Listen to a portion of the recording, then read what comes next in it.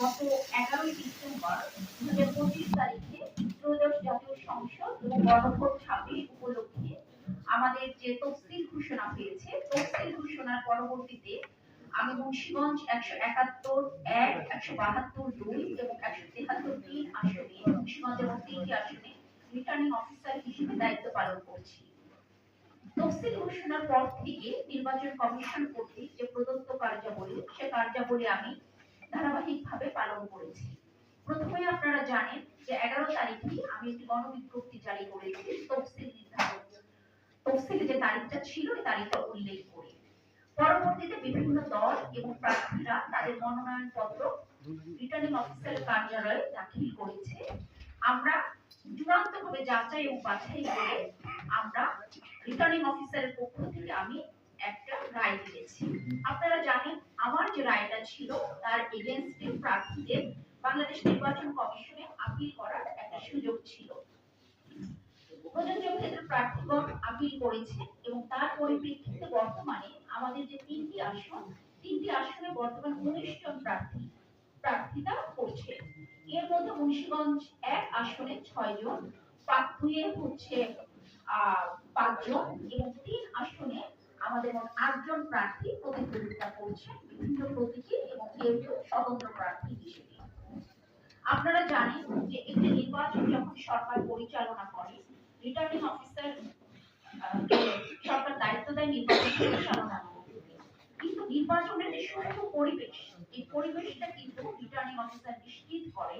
আপনারা আমাদের আজকে যারা দেখছেন যে আইন শৃঙ্খলা বাহিনীর সর্বাত্মক সহযোগিতার মাধ্যমে আপনারা দেখেছেন, আপনারা হচ্ছেন যারা সাংবাদিক, আপনারা জাতির হৃদয়, সমাজের দর্পণ হিসেবে আপনারা অভিহিত। আমরা একটা কাজ করি, কাজটা কিন্তু আপনাদের মাধ্যমে সমাজের যারা প্রান্তিক পর্যায়ে ওই কাজটা পৌঁছে যায়। আপনারা গত 11 ডিসেম্বর থেকে দেখতে পাচ্ছেন যে আমরা সম্পূর্ণভাবে বাংলাদেশ নির্বাচন কমিশনের আচরণ বিধিমালার উপরে যে পরিপত্রগুলো আছে এবং সংশ্লিষ্ট আইন কানুনের মাধ্যমে আমরা আইন শৃঙ্খলা রক্ষায় কাজ করে যাচ্ছি। এক্ষেত্রে সেনাবাহিনী, বিজিবি, আনসার, র্যাব এবং সর্বোপরি বাংলাদেশ পুলিশ আমাদেরকে সর্বাত্মক সহযোগিতা করে যাচ্ছে। আমরা মুন্সিগঞ্জ জেলায় পেয়েছি।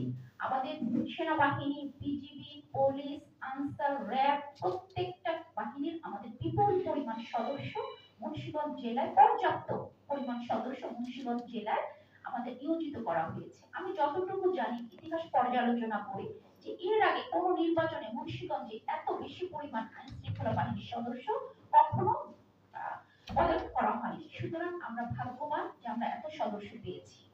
এখন এই সদস্যদেরকে নিয়ে আমরা একটা সুষ্ঠু পরিবেশে, সুন্দর পরিবেশে আমরা নির্বাচনটা করতে চাই।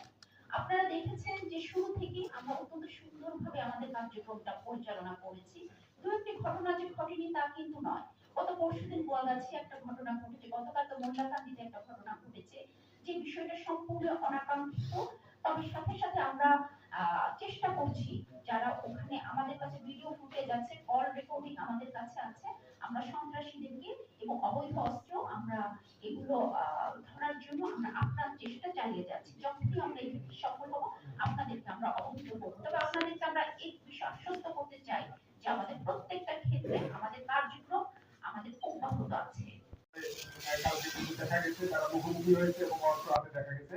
আমরা অস্ত্রধারীদের যে শনাক্ত করতে পেরেছি এবং তাদের নাম ঠিকানা পেয়েছি, তাদের ধরার জন্য অভিযান আমাদের অব্যাহত আছে। কালকে থেকে অভিযান শুরু হয়েছে এবং অভিযান অব্যাহত আছে আমাদের। আমরা সকল বাহিনী মিলে সেখানে রাতে কিন্তু আমরা টিম স্থাপন করেছি, একটা ক্যাম্প, অস্থায়ী ক্যাম্প আমরা স্থাপন করেছি।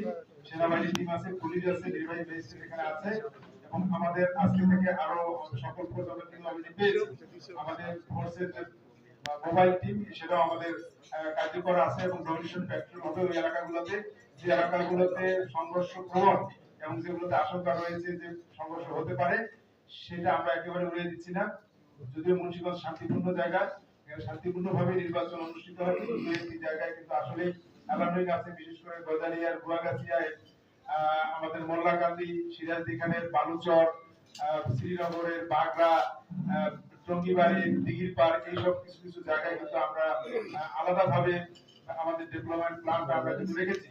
তো সেটাকে কেন্দ্র করেই কিন্তু আমরা আমাদের পরিকল্পনা সাজিয়েছি। আপনার যে প্রশ্নটা যে অস্ত্র উদ্ধারের অভিযান চলমান আছে কিনা, অস্ত্র উদ্ধারের অভিযান চলমান আছে এবং এই অস্ত্রধারী যেই হোক না কেন, যে যার যার সাথে থাকুক না কেন, এটা আমাদের দেখার বিষয় না। আমরা অস্ত্রধারীকে আইনের আওতায় নিয়ে আসবো এবং পুলিশের বা অন্যান্য বাহিনী যে এখানে যে লুণ্ঠিত অস্ত্র বেশিরভাগই কিন্তু উদ্ধার হয়েছে, এটা আপনারা জানেন যে এখন 25টি অস্ত্র মিসিং আছে এখন আমাদের যে পরিসংখ্যান হবে সেই অস্ত্রগুলো, এবং বিশেষ করে অন্যান্য অস্ত্র, কালকে যে অস্ত্রটা হাতে দেখা গেছে সেটা পুলিশে না হতে পারে, অন্য অস্ত্র হতে পারে। তো সেটা নিয়ে আমরা বিশ্লেষণ করছি এবং তাদেরকে ধরার জন্য আইনের আওতায় নিয়ে আসার জন্য আমাদের সর্বাত্মক প্রচেষ্টা অব্যাহত আছে।